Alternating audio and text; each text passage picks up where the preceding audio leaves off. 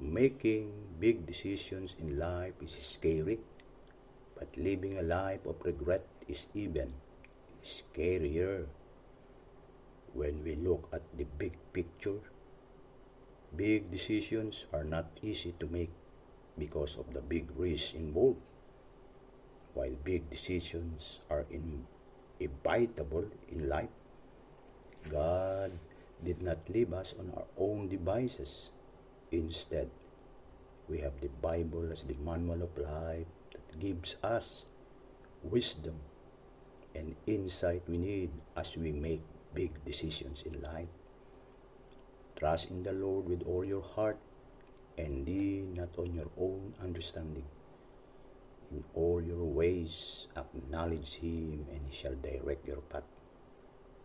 In making small or big decisions, God is teaching us not to trust ourselves, rather to trust God completely.